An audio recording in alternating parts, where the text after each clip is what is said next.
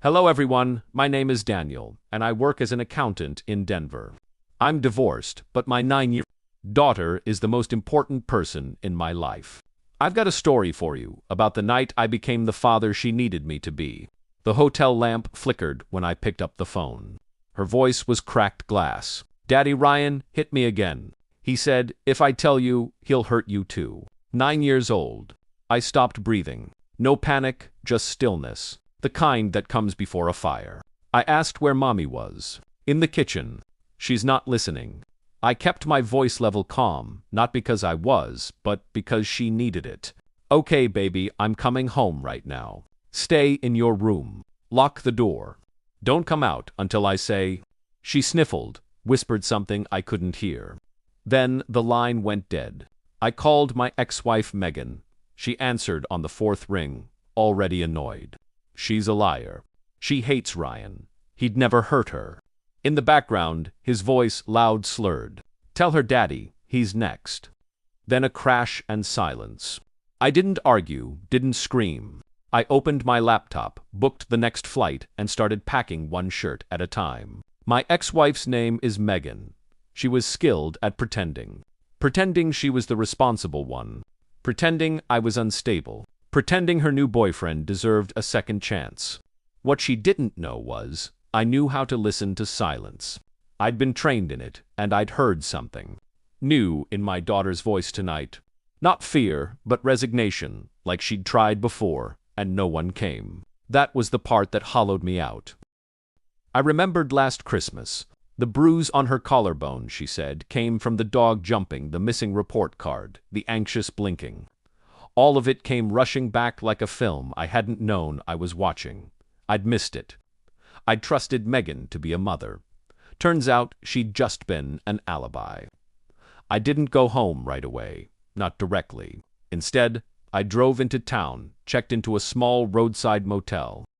Where no one would think to look, I needed to be quiet, invisible. I requested access to our old shared cloud storage. Megan never changed the password. Downloaded every security cam clip from the baby monitor I bought before the divorce, buried in the footage. A slap, a scream, her tiny hands over her ears, date-stamped, time-stamped. I kept watching. Ryan's face red, unhinged, spit flying. Megan, she was there, in the background doing nothing, sometimes laughing. That's when I stopped feeling, stopped shaking, just watched, catalogued, remembered. I made 3 copies of the files. Then I called CPS, sent the footage anonymously, then the school principal, then my attorney. The last call I made was to Megan's neighbor, Sophia. Told her to keep an eye on the house. Told her to record anything loud. Told her simply, someone's finally listening now. 4 days later, I knocked on Megan's door. She answered like nothing happened. Makeup perfect. Smile fake. Wow, long trip. I didn't answer. Just handed her a small manila envelope. Inside the video stills, Ryan's hand my daughter's face. She went pale. This is out of context. I raised a hand. She stopped behind her. Ryan stepped into view. Eyes bloodshot, smelling of beer and old sweat. What's this? Some kind of threat? I didn't look at him, just said flat. Your face will be on a courtroom screen next week. You better start writing your version. You've got about 72 hours. He lunged. Megan gasped. I didn't move because Sophia was watching from across the street, recording, and I wanted everything on file. He stopped halfway, realized, backed up. I left the house without another word. Let the silence do the bleeding. The custody hearing wasn't dramatic, just cold, professional, efficient. I played the audio. The judge listened. My lawyer presented the timestamps, the psychologist's letter, the principal's statement, the CPS visit report. Megan didn't say much. She couldn't because every time she opened her mouth, the audio of my daughter's sobs played louder in the judge's head. Then came the final video. Ryan screaming, Megan laughing, my daughter flinching.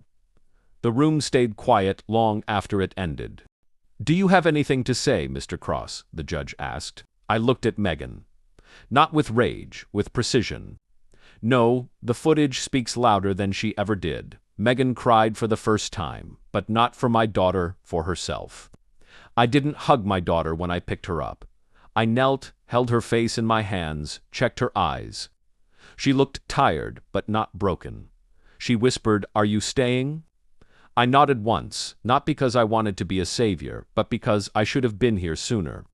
As we walked out, Megan called after me, something about second chances. I didn't look back.